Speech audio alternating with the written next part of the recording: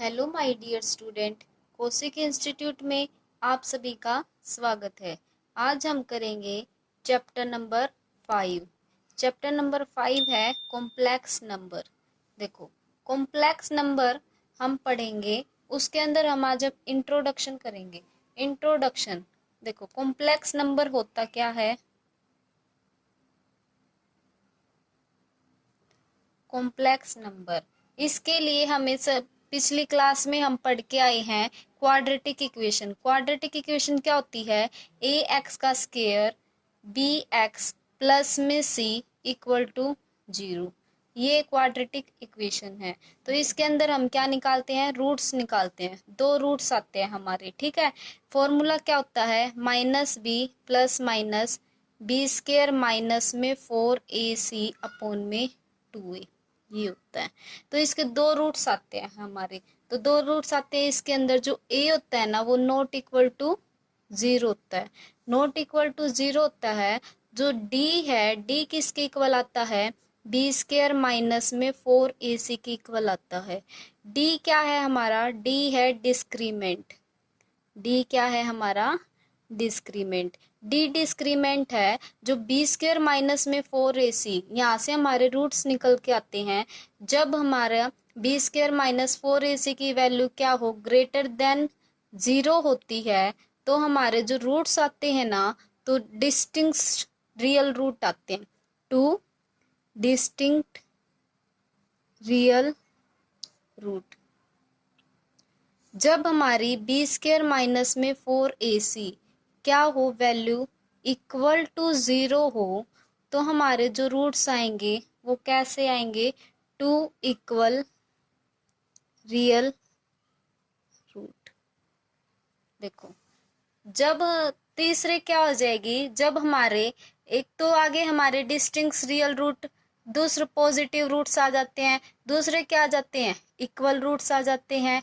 तीसरे में क्या हो जाएगा? जब हमारे बी स्क्र माइनस में 4ac लेस देन 0 हो, तो जो हमारे रूट्स आते हैं ना, टू इमेजनरी रूट्स। कैसे रूट्स आते हैं? Imaginary root. तो देखो, ये हमारे टू इमेजनरी रूट आते हैं। लेकिन इमेजनरी रूट आते हैं, हम पिछले क्लास में दो रूट्स तो पढ़ के आते हैं। डिस्टिंक्ट रूट यानी कि पॉजिटिव वाले, रियल रूट इक्वल रूट वाले भी पढ़ते हैं। लेकिन इमेजनरी रूट हम क्या करते हैं? स्टडी नहीं करते हैं। इमेजनरी रूट स्टडी नहीं करते। टू इमेजनरी रूट, ठीक है। तो हम क्या करते हैं? यहाँ से हमें क्या पता चलता है? इमेजनरी रूट निकलेंगे तो कहाँ से निकलेंगे? Imaginary number. इमेजनरी नंबर से कैसे? जो यहाँ पे बी स्क्र माइनस में 4ac की जो वैल्यू होएगी वो कैसी आएगी? नेगेटिव क्वांटिटी होती है। कैसी होएगी? Negative quantity. नेगेटिव क्वांटिटी, ये हो गया। तो जो हमारे जो x है, रूट्स निकालते हैं माइनस में b प्लस माइनस, जो रूट्स होएंगे ना उसके अंदर क्या आएगा? जो हमारा स्क्वायर रूट्स होएगा वो कैसा होएगा? Negative. Square root of negative number, ये हो गया। और अपॉन में क्या है? 2a, ये दे दिया, ठीक है। यहाँ से हमारा नेगेटिव रूट जो निकल के आएगा इमेजनरी नंबर होएगा, और इमेजनरी नंबर को ही हम क्या बोलते हैं? कॉम्प्लेक्स नंबर बोलते हैं। Imaginary number. अब देखो, इसके अंदर अब हम कॉम्प्लेक्स नंबर के बारे में पढ़ेंगे। कॉम्प्लेक्स नंबर के अंदर एक आता है हमारा आयोटा। आयोटा, आयोटा को हम ग्रीक लेटर में आयोटा बोलते हैं, ठीक है। लेकिन आयोटा को रिप्रेजेंट करते हैं स्मॉल आई से। स्मॉल आई से रिप्रेजेंट करते हैं। तो आयोटा की जो वैल्यू होती है ना, वैल्यू क्या होती है? √-1। ये बेसिक फंडामेंटल कॉम्प्लेक्स नंबर होते हैं, ठीक है। अगर हमें आयोटा की वैल्यू क्या होती है, फिक्स होती है। अगर आयोटा की वैल्यू पता है तो हम आयोटा स्क्वायर की वैल्यू निकाल सकते हैं। आयोटा स्क्वायर की वैल्यू क्या हो जाएगी, -1। फॉर एग्जाम्पल हमें निकालना हो आयोटा स्क्वायर की वैल्यू क्या है, -1। हमें निकालनी हो वैल्यू किसकी, √-3, इसकी वैल्यू निकालनी है। तो हम कैसे निकालेंगे, √-1 मल्टीप्लाई 3। तो अब इसको कैसे करेंगे, √-1 क्या है हमारा, आयोटा है, आयोटा √3। तो वैल्यू जो आएगी √3 ये आ गई। ये होगी हमारी इसकी आयोटा की वैल्यू निकालने में जो हमारी वैल्यू यूज हुई है वो वाली। इसके बाद हम क्या करते हैं, कॉम्प्लेक्स नंबर को किस फॉर्म में लिखा जाता है, कॉम्प्लेक्स नंबर को किस फॉर्म में लिखा जाएगा, वो कैसे लिखेंगे। सबसे पहले तो हम कॉम्प्लेक्स नंबर को किस से डिनोट करेंगे, स्मॉल जेड से डिनोट करते हैं। किससे डिनोट करते हैं, स्मॉल जेड से। It is denoted by Z. ठीक है। तो जेड होता है, जेड किसके इक्वल होता है, जेड इक्वल होता है a+i/b। a+i/b है, ये हमारी क्या होती है, कॉम्प्लेक्स नंबर होता है, पूरा कॉम्प्लेक्स फॉर्म होती है। ठीक है। जेड के अंदर जो वैल्यू है ए और बी जो है हमारे, वो क्या है, हमारे रियल नंबर हैं। क्या है, हमारे रियल नंबर है। ये ए और बी क्या है, हमारे रियल नंबर। देखो ए और बी क्या है, हमारे रियल नंबर हैं। तो फॉर एग्जाम्पल ले लेते हैं हम, एग्जाम्पल लिया, जैसे मैंने मान लिया जेड किसके इक्वल है, 2+3 आयोटा। तो 2 क्या हो गया हमारा, रियल नंबर। ठीक है। 3 क्या हो गया हमारा, रियल नंबर ही है, लेकिन इसको हम क्या बोलेंगे, आयोटा के साथ है तो इसको हम बोलेंगे इमेजिनरी पार्ट। ठीक है। फॉर एग्जाम्पल ले लिया जेड किसके इक्वल है, √2 प्लस में √3 आयोटा, ये दे दिया। तो ये क्या हो जाएंगे, रियल नंबर हो जाएंगे दोनों, लेकिन जो आयोटा के साथ है तो मैं इसको बोल सकती हूँ इमेजिनरी पार्ट। जैसे हमने फॉर एग्जाम्पल ले लिया जेड किसके इक्वल है, 0 प्लस में 3 आयोटा। अब की बार जो हमारा रियल नंबर है वो क्या है, 0 है, और यहाँ पे रियल वैल्यू क्या है, 0 है, और इमेजिनरी वैल्यू कितनी है, 3 है। तो ये हो गया। ठीक है। अब जो हमारा 0 आया है, इस चीज को हम क्या बोलते हैं, देखो रियल वैल्यू क्या आई है, 0, तो इसको हम बोलेंगे, लेकिन आयोटा के साथ वैल्यू है ना हमारी, आयोटा के साथ वैल्यू 0 नहीं आई है, तो इसको हम बोलते हैं प्योरली इमेजिनरी नंबर। ठीक है। फॉर एग्जाम्पल जेड दे दिया हमें, अब की बार 3 प्लस में 0 आयोटा।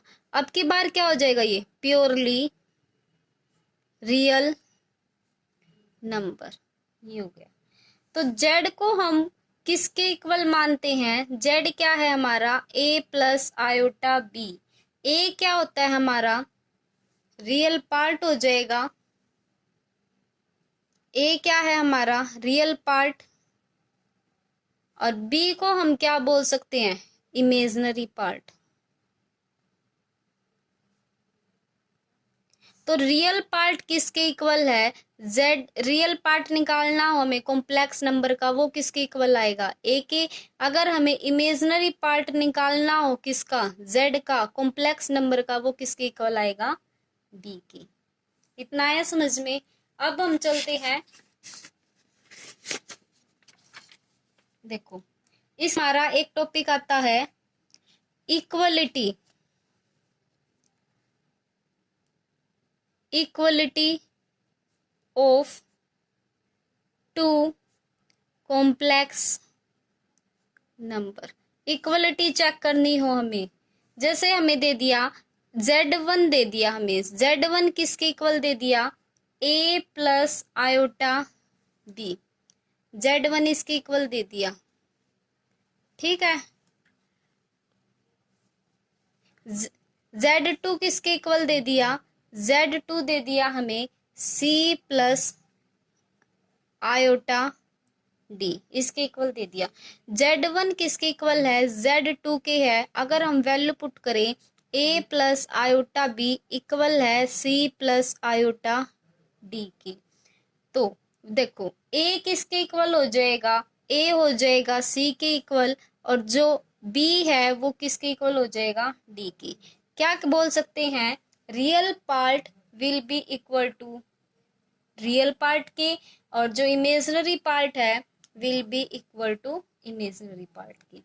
इफ A किसके इक्वल हो जाएगा, C के, एंड B किसके इक्वल हो जाएगा, D के, तो हम बोल सकते हैं क्या Z1 किसके इक्वल है, Z2 के।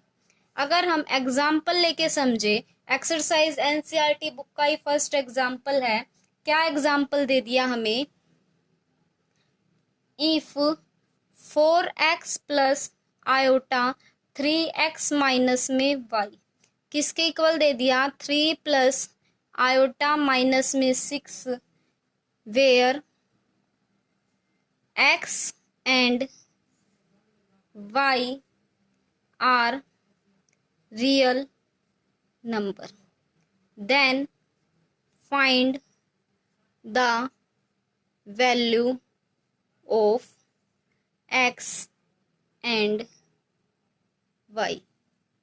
तो देखो अब हमें ये दे दिया, तो z 4x plus iota 3x minus में y किसके इक्वल है, 3 प्लस आयोटा माइनस में 6।